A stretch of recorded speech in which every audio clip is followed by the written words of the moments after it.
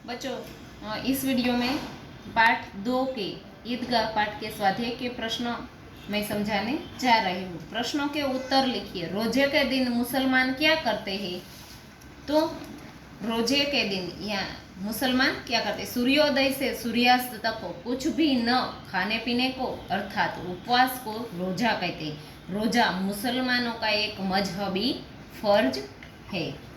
दूसरा जो प्रश्न है, रमजान ईद के दिन मुसलमान लोग कहाँ जाते हैं? तो ये पाठ में ये हमने समझ लिया है।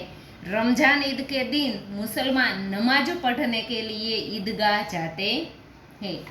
तीसरा जो प्रश्न है, दुकानों में कौन कौन से खिलौने मिल रहे थे?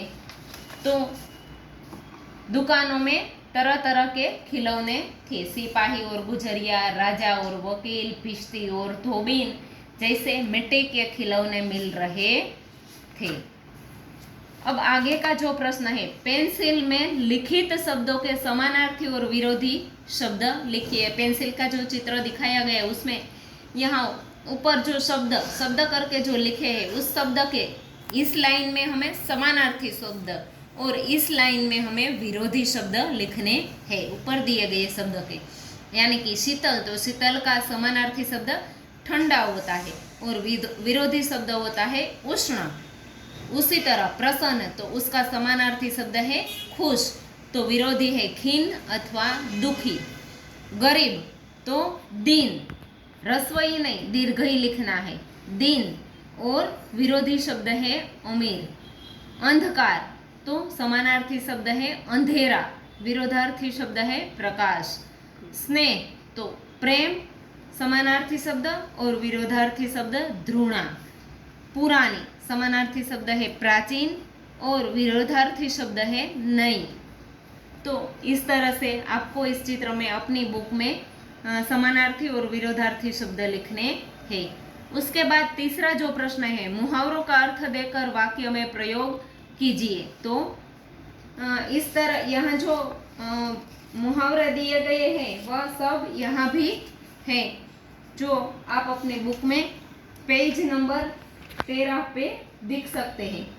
पहला जो है बेड़ा पार लगाना, तो बेड़ा पार लगाना उसका अर्थ है किनारे ले जाना या संकट से बचाना।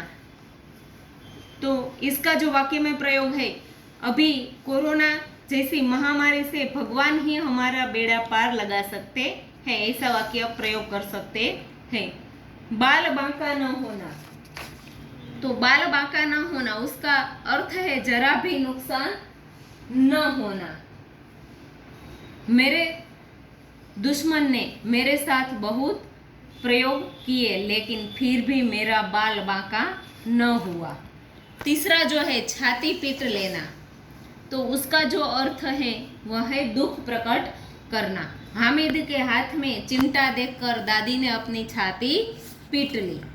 चौथा जो प्रयोग रूढ़ि प्रयोग मुहावरा है दिल चीरना,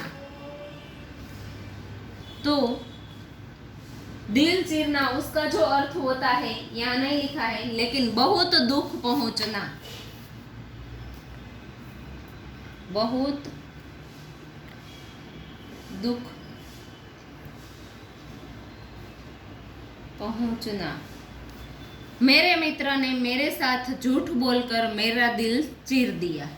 तो इस तरह से इसका वाक्य में प्रयोग कर सकते हैं। अभी चौथा जो प्रश्न है, रूपरेखा के आधार पर कहानी पूर्ण कीजिए। रूपरेखा के आधार पर यानी कि कहानी के जो मुद्दे हैं वह यहाँ दिए गए हैं। एक नगर में 2 स्त्रियां, एक ही बालक के लिए दावेदार, आपस में तकरार, मामला न्यायाधीश के समक्ष, दोनों की बातें सुनना और न्याय करना। बालक के 2 टुकड़े करके बांट लो, एक स्त्री मौन, दूसरी का रोकर कहना बच्चे को ना काटो, उसे ही दे दो, न्यायाधीश का फैसला, रोती हुई स्त्री को बालक सौंपना। तो इस तरह से यहाँ जो कहानी के मुद्दे हैं वह दिए गए हैं, इसमें से हमें कहानी बनानी है। तो ये जो कहानी है बच्चों मैं तुम्हें यहाँ इस वीडियो में सुनाती हूँ, फिर आपको अपनी बुक में यह कहानी सुनकर लिखनी है।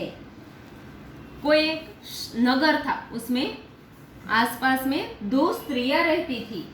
दो स्त्रियों में से एक स्त्री बहुत ही चालाक थी और साथ ही झगड़ालू भी थी।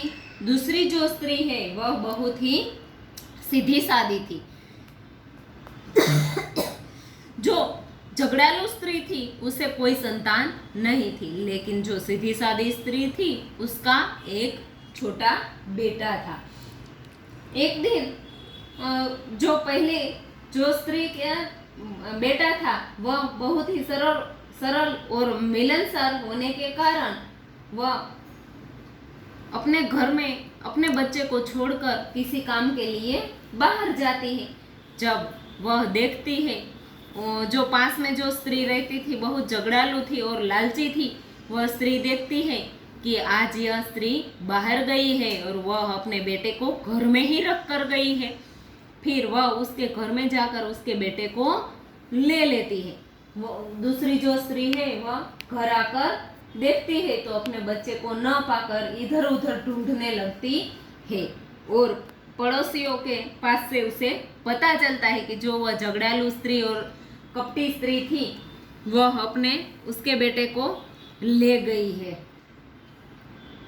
फिर दोनों में तकरार होती है, बहुत बड़ा झगड़ा होता है। फिर कोई कहता है कि यह तुम अपना जो झगड़ा है वह न्यायाधीश के पास जाकर सुनाओ, वह ही तुम्हारी बात सुनकर सच्चा न्याय करेगा। फिर दोनों स्त्रियां न्यायाधीश के पास जाती हैं। न्यायाधीश दोनों की बातें सुनते हैं और फिर न्याय करने के लिए सोचते हैं। फिर सोचकर वह आदेश देते हैं कि इस बच्चे के 2 टुकड़े कर कर दोनों स्त्रियों को आधा आधा टुकड़ा दे दो। तभी जब वह झगड़ालू स्त्री है वह कुछ नहीं बोलती और मौन रह जाती है।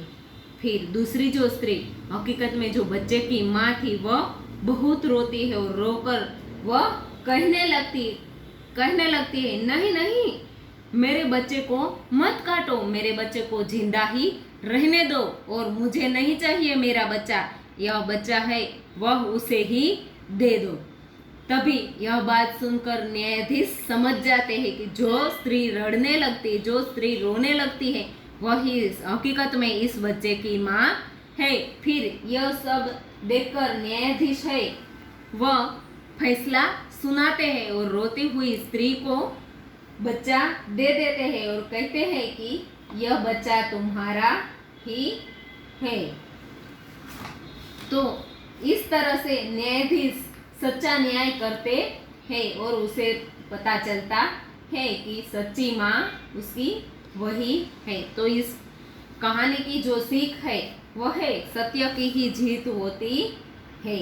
और इस कहानी का जो शीर्षक है वह कुछ सच्ची माँ या फिर न्यायाधीश का फैसला, ऐसा कुछ आप शीर्षक दे सकते हैं। इसके बाद जो 5वां प्रश्न है, निम्नलिखित अपूर्ण कहानी को अपने शब्दों में पूर्ण कीजिए। मौसम में ठंडक बढ़ने लगी थी।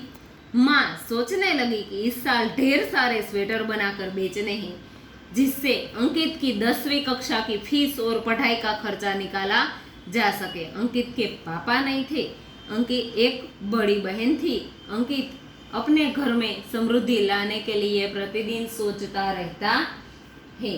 तो यहाँ से जो यह कहानी है वह आपको पूरी करनी है।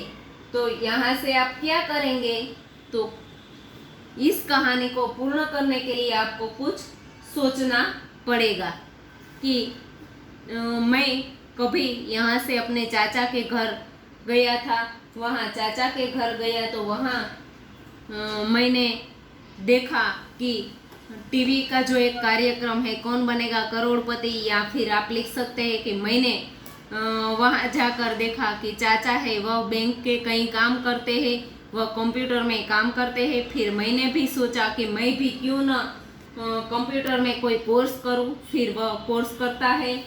और आगे आपको इस कहानी को कि किस तरह से वह बढ़ाना है यह सोचकर आपको अपनी तरह से लिखना है। तो बच्चों, ये पाठ का जो स्वाध्याय है यह मैं यहाँ पूर्ण करती हूँ।